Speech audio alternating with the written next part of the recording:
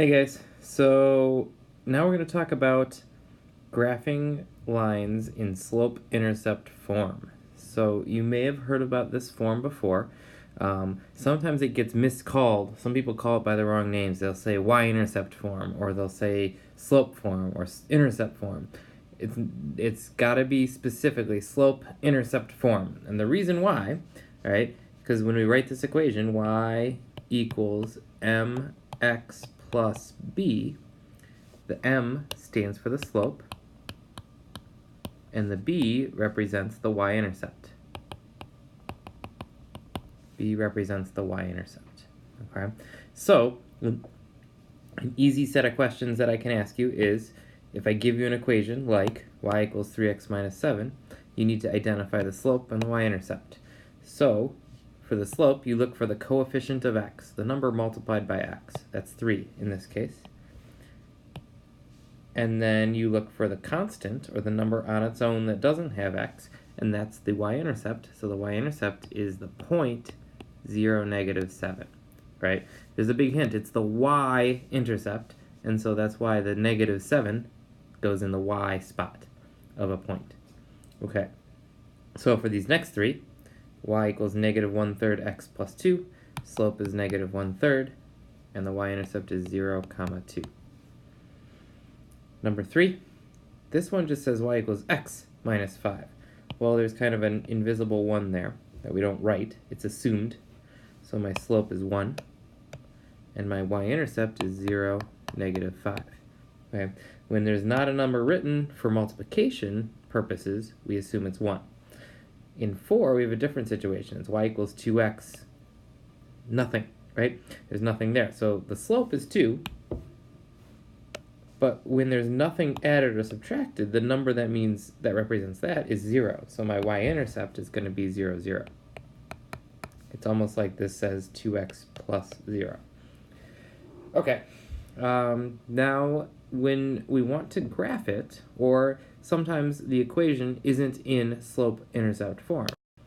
It's in a form that looks like this, such as 3x minus 7y equals 21. So to convert it to slope-intercept form, we're going to solve for y, just like we did in chapter 1. So here I'm solving for y, which means I need to get that y term alone. And to get that term alone, what I'm going to do is subtract 3x first. So I subtract 3x from both sides. Now, in order to get y equals mx plus b, I want to write the x term first. So when I do this here, my new line is going to be negative 7y, don't lose the negative sign, equals negative 3x plus 21. I write that negative 3x first. And my next step is going to be to divide by negative 7 everywhere.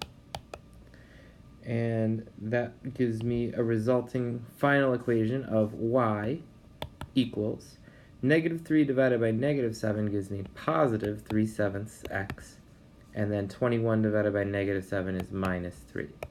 So I've just converted it to slope-intercept form. Now I know the slope is 3/7. That's my slope. And that's my y-intercept, negative 3. Okay, we can do this again. If you want, pause the video and try this one on your own. But here, I'm going to get the y term alone by adding 12x to both sides, which gives me 4y equals, oops, that should say 12x there, right? Equals 12x plus 18. And then I'll divide everything by 4. And that gives me y equals, 12 divided by 4 is 3, so 3x, plus 18 over 4, that's just going to reduce to, if I divide them both by 2, it reduces to 9 over 2, so plus 9/2. Okay, so sometimes we'll get equations that are already in mx plus b form, so we can graph them right away. Sometimes we'll get them in, we'll call this standard form.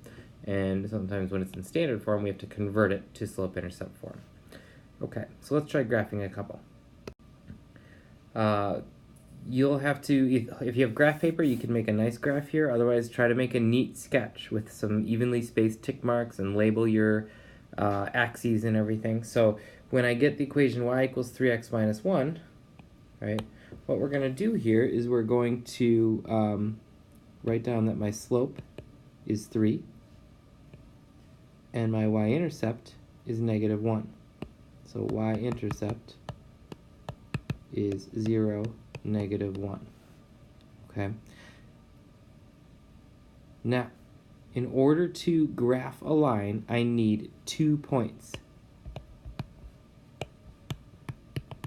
All right, I need 2 points to graph a line. Right? Well, the first one I already have is 0, -1, which is why you always start with the point, the y-intercept. So when I go to graph it, I'm going to go on the y-axis and start at 0 and then go down 1. So my y-intercept is going to be there at 0, -1. Now I need a second point, and the way to get a second point is to use the slope. All right, so my slope is 3, which really means 3 over 1, which tells me to go up 3, right 1. All right, that's a positive slope, which means I should be slanting up to the right. So from here, I'm going to count up 3, so 1, 2, 3, and over 1, and that gets me my new second point there. And now I can connect them and make my line. Right? Now the slope is 3, so I should try to continue that. So I know that that would be the next point, so I'm going to kind of aim up there and then connect that and then aim down there so that I could continue that slope of 3. Right? So there's our first slope-intercept form graphing. All right? Let's do one more. This time the equation is in standard form, so I have to solve it first. So I'm going to add 3x to both sides. All right, and then I'm going to subtract 9y, I'm going to write -9y equals 3x minus 18, and I have to divide everything by -9, which leaves me with y equals 3 over -9 reduces. That's going to reduce to -1/3. They both divide by 3, -1/3 x. And then -18 divided by -9, be very careful there, it's +2 because you have a negative divided by a negative. All right, well, my slope is -1/3, which means down 1. The negative tells me to go down, right 3. The bottom number is how many to go to the right. And then my y-intercept, which is my 1 point to graph, is going to be 0, 2. So I start at the y-intercept, 0, 2.